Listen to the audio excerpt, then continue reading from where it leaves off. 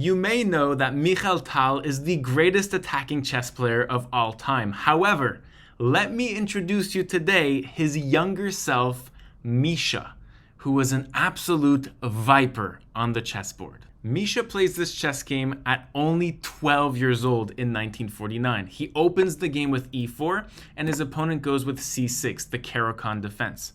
And after d4 taking the center and d5, Misha plays very simple. He trades here and then figures out that his opponent will have a light square pawn formation, so he directly plays against this light square bishop, with the developing move bishop d3, taking up this f5 square from the bishop. His opponent goes knight in, and now he doesn't develop his knight because this would allow the bishop to develop and pin the knight to the queen. So he goes very prophylactic and plays the move h3, ridding this bishop of now a second square on this chessboard. And what does black play? h6, kind of a waiting move. Bishop f4, developing yet another piece, and now both bishops are razoring through the position, and here black has to finally commit to not developing the bishop above the pawn structure and playing e6, locking this bishop in, and you'll see the long-term troubles for the black pieces of having this bishop inside the pawn structure. Here Misha goes knight f3, and Leonov goes bishop d6, attacking this bishop and confronting it on the board. Misha is a good player with initiative, so he trades the bishops and now gains the initiative, the tempo to play, and he solidifies his pawn structure with c3. His opponent goes with kind of a weird move to me, knight c6. Yes, you're developing a knight, but here the knight is not doing anything at all because our pawns are completely masking this knight's position. It's like going to the ice cream shop and they're out of ice cream. Like, you're just not going to do anything. So castles here, and now his opponent castles back, and now he goes queen e2, which I love. You see, this is a Carlsbad formation here. This is a very famous pawn formation, and the goal of the white pieces, or the pieces that have this pawn directed towards the e5 square, is to directly plant a knight on e5 and do a kingside attack. This is exactly what Misha does. Textbook, right on the notch. So his opponent goes rook e8 to try to maybe play e5, but Misha wastes no time and goes knight e5 here, sinking a knight on this e5 square that's going to overlook so many decent squares around this king and into the personal position of the black pieces. Now you can't just take this knight because I have a nice fork that wins this game completely. So his opponent, knowing that, goes with a very kind of ugly move, queen c7. Now you're actually threatening to trade the knights, but you just moved your queen for a second time in the opening, not doing much. So Misha punishes this. He says, while you're at it of taking my knight, better help me by trading it off. And he supports his knight with f4, supporting it this way so that after knight takes, which happened in the game, now Misha can benefit from this take back by opening up his rook on the king, attacking this knight, and now getting this h7 square for his bishop. The entire pawn structure is now fixed on this kingside attack, and black have a closed position and difficult mobility to defend what ensues. His opponent places knight back, kind of a bad square for the knight, but I like pretty much nothing of the black position. You see, you have to dominate your opponent strategically before having those tactics on the board. And for me, a 12-year-old Misha completely destroyed his opponent strategically in the first 14 moves of this very chess game. Now queen h5 is played, and he goes for, again, very active play. Here Misha is threatening to trade off on h7 and now win this pawn on f7 with a rook takes. So his opponent has to defend this pawn with a rook move, and he goes with rook e7, which I don't love. The rook is like not really well placed here, but okay. Now Misha wants to bring in his two last pieces that are not involved in the attack. That will create a majority on the king to overthrow it. So how do you develop this knight in such a way that's super active?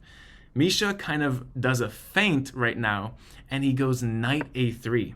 The engine gives this inaccurate because rook f2 is a bit faster, but knight a3 I love because he's threatening knight b5, which is extremely annoying for the black pieces, attacking this queen, and then going knight d6 as well, just pointing at this f7 square, and his opponent Leonov wanted nothing of this. He goes a6 immediately, but the problem with this is that now your bishop doesn't have any chance of going to a6 to trade off with this bishop, and this pawn will do you nothing long term after this knight relocates and completes the feint with knight c2. Now the knight will regroup to e3 and now transfer to g4, attacking very nice pointy squares against this king on the g8 square. And so now his opponent tries to trade off the queens with queen d7 and then maybe f6 or f5 to, attack the queen here. The problem with this, once again, is that black is not developing their pieces. So this is a third or fourth queen move out of the opening 17 moves in, and you're completely crowded in. It's like a family dinner, but you're only eating for yourself, the queen on d7. And so now Tal goes with his very nice plan, knight e3, queen e8, and now the pawn is going to f6 or f5 to trade with this queen. And now Misha becomes Mikhail Tal in this moment. Rook f6 completely suffocates the black pieces in what is called a brilliant move. Misha sacrifices a rook to not only tear apart the counterattacking chances, but also open up valuable lines on this king and go in for a checkmating attack. It's lethal if you were to take the poison of this rook. For example, if you take with the pawn, I can directly take your knight, and trading is not very good when you're down material, but unless you have a checkmating attack like knight g4. And here we're threatening a royal fork. We're also threatening checkmate in 2 moves with queen takes h6 and then knight takes f6 with checkmate. So queen f8 to defend this square because mate is more valuable than the fork.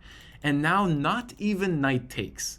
Misha would have had rook f1 that's completely winning, targeting this square, and after f5 is pretty much forced, check to the king, king goes back, and rook f3. And there's no moves that can stop rook g3, rook g8 without completely crumbling or giving up material from the black pieces. So his opponent was very wise in not taking this rook, nor by pawn, nor by knight. Because if you take with the knight, it's actually a blunder. You take back with the pawn very calmly, forking these 2 pieces. If you take here, I think queen takes is just completely game over. f5 and then knight g4, you sack the knight. Very common idea here. And now if you take the knight, there's a cute little checkmate here with just a mate in 4. Actually, maybe there's just mate in 2 that I'm missing here. Kind of improvising that. I didn't prepare this because it's so obvious not to take, but let's say the rook moves, then you take here, you threaten mate in 2, the king takes back, and you have a fork here just wrapping up the game. So let's say you go here where there's no fork target, you take, king takes, and now knight g4, and the squares are so weak, plus the rook is coming into the game, it's completely over. Let's say you go queen h8.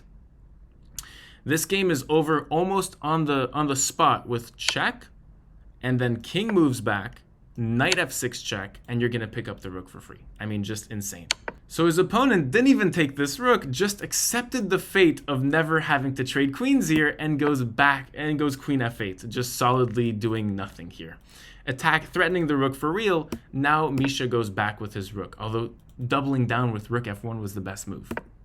His opponent goes bishop d7, a little too late, but he wants to go with the same plan, bishop e8, and try to kick the queen this time with the bishop. You know how this will end.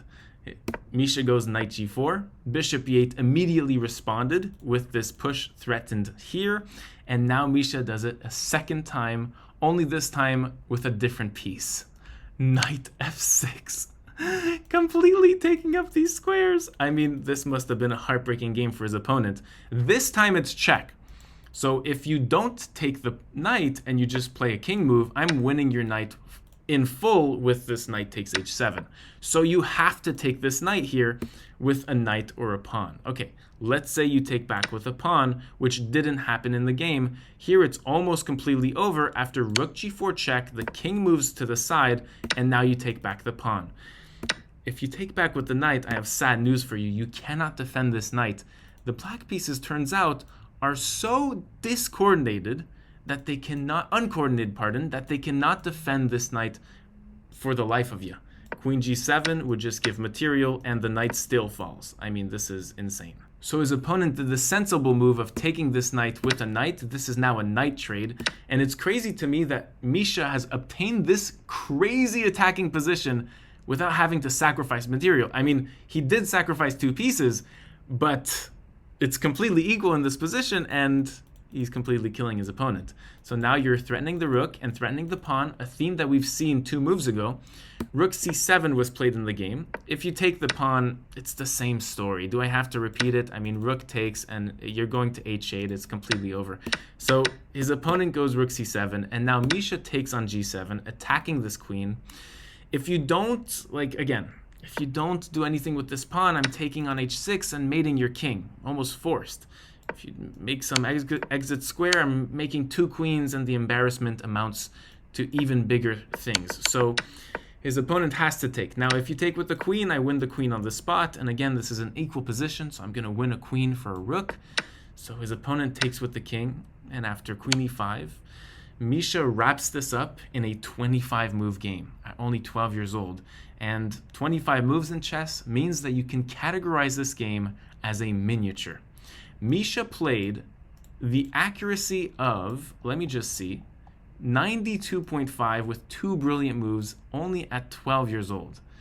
This is what made him become a world champion only 12 moves later in 1961, when he defeated Mikhail Botvinnik in Moscow, Russia. We have some very exciting videos for you this week. Number 1, I will be unboxing and testing out this new AI chess set that I have just received. I am waiting to unbox it today.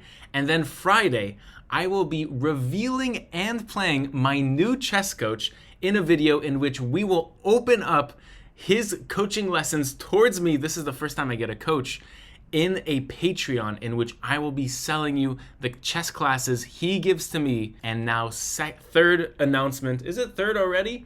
I will be releasing continuously 9 days in a row the 9 recaps of my Munich Chess Festival tournament that went really well 2 weeks ago. We're going to do that released on Saturday, and then consecutively at 12 p.m. CET. Every day we will have a juicy recap for your eyes. I hope you enjoyed today's video. See you later this week.